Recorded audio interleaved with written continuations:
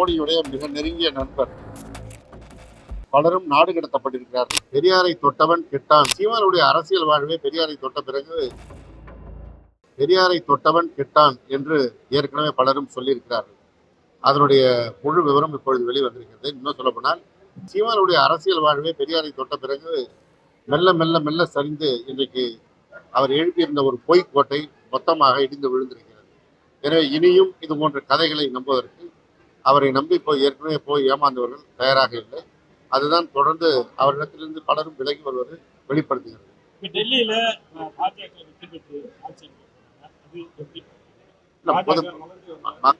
மக்கள் அளித்திருக்கின்ற தீர்ப்பு என்ற ஒரு விதத்தில் பார்த்தாலும் அங்கே ஏற்கனவே வாக்காளர் சேர்ப்பு பிரச்சனையில் மிகப்பெரிய தவறு நடந்திருக்கிறது என்று முன்னாள் முதல்வர் கெஜ்ரிவால் அவர்கள் தொடர்ந்து சொல்லி வருகிறார்.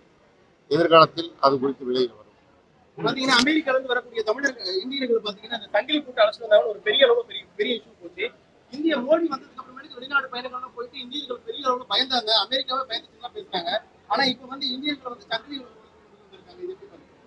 இந்திய பாஸ்போர்ட்டுக்கு ஏதோ மோடி வந்த பிறகு பெரிய மதிப்பு வந்தது போலவும் தனி மரியாதை கிடைக்கும். வெளிநாட்டினர் இங்கே தமிழ்நாடு இந்தியாவை நோக்கி வருவார்கள் என்றெல்லாம் கதை கட்டி கொண்டிருந்த காலம் போய் இப்பொழுது மோடியுடைய மிக நெருங்கிய நண்பர் அமெரிக்க அதிபராக வந்த பிறகு ஒரு அவலமான நிலை ஏற்பட்டிருக்கிறது. பலரும் நாடு கடத்தப்பட்டிருக்கிறார்கள். நாடு கடத்தல் சம்பவம் என்பது இந்தியாவில் இப்பொழுதுதான் நாம் நம்முடைய நினைவில் தெரிந்து கேள்விப்படுகின்ற சம்பவமாக இருக்கிறது. அதில் மிக கொடூரமானது குஜராத் மாநிலத்தை சேர்ந்தவர்கள் தான் அதில் பெரும்பாலானோராக இருக்கிறார்கள். எந்த மோடி வந்த பிறகு ஒரு பெரிய மாற்றம் வந்தது என்று சொன்னாரோ அந்த மோடியுடைய சொந்த மாநிலமான குஜராத்திலிருந்து தான் அமெரிக்காவுக்கு வாழ்க்கையை தேடி பிழைப்பை தேடி சென்றிருக்கிறார்கள் தான் அங்கே இதுதான் உண்மை நிலை என்பது. எனவே இது குறித்து உடனடியாக இந்திய அரசு அக்கறை எடுத்து அங்கிருந்து வருகின்ற இந்திய மக்கள் எந்த விதத்திலும் அவமானப்படாமல் வந்து செல்வதற்கான நடவடிக்கை எடுக்க வேண்டும்.